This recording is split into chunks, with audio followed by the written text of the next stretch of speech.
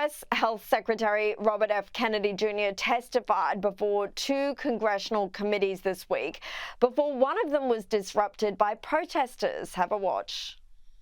Please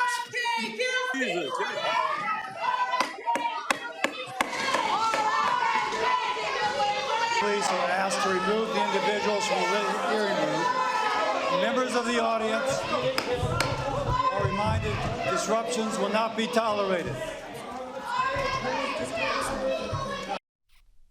Now, one of those protesters was actually Ben Cohen, the co-founder of the ice cream company Ben & Jerry's. John, does this spectacle show really how radical the left are nowadays in America?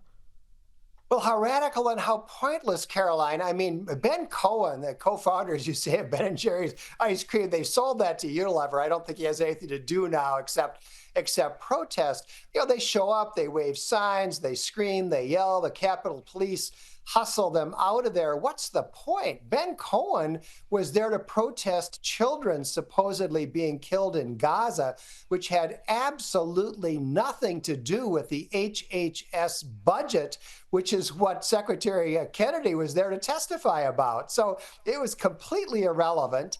And you see this from the left all the time. These congressional hearings get disrupted frequently. It is always by leftists. Conservatives just don't do this. Well, from one crazy member of the left to another, Democratic Congressman Sri Thanada this week again tried to force a House vote on impeaching President Trump. However, after reportedly receiving a stern warning from his own party, chose not to follow through. He said, after talking with many colleagues, I have decided not to force a vote on impeachment today. Instead, I will add to my articles of impeachment and continue to rally the support of both Democrats and Republicans to defend the Constitution with me. John, if even his own party is telling him to stop, surely he needs to give this up. Well, apparently this guy Thanadar, a very little-known congressman, is facing a tough primary election, and I take it that he was trying to burnish his reputation as an anti-Trump crusader by bringing on these impeachment articles for a vote. Of course, it would fail. The Republicans control the House of Representatives. The whole thing is theater. And the reason why his Democratic colleagues were so angry at him is because they don't want the distraction. They want all of their messaging to focus on opposing the budget proposal that is now working its way through the House and the Senate. They want to take aim at that bill, and they don't want any of their members doing anything that gets in the way of their messaging on that subject.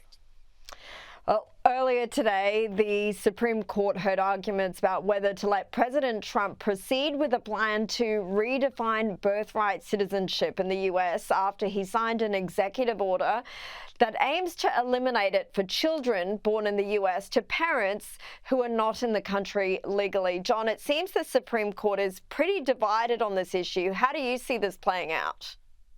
Well, there are two separate issues here, Caroline. The substantive issue is whether the children of illegal immigrants born in America are necessarily American citizens. That is very controversial, and a lot of people don't realize there's a very strong argument that the 14th Amendment does not make those children of illegal alien citizens.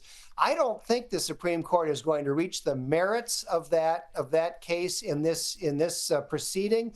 I certainly hope not. What they are going to reach, I think, is what the Trump administration really raised in their appeal to the Supreme Court, and that is this practice of judge shopping, where the Democrats will line up a handful of plaintiffs and they'll get lawyers for them and they'll go in front.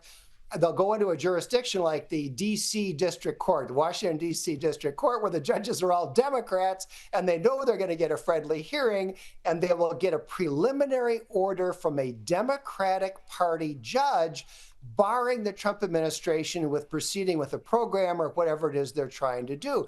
And those injunctions don't just apply to the 6 people who are ostensibly represented in that court.